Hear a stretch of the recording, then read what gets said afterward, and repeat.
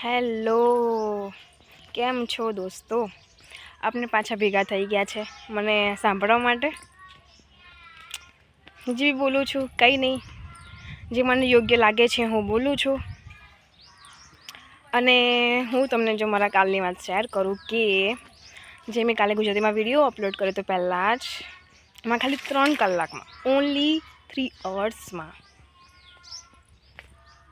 3000 સુધીની વ્યૂઝ પહોંચી ગયા છે. તો થેન્ક યુ સો મચ એના માટે.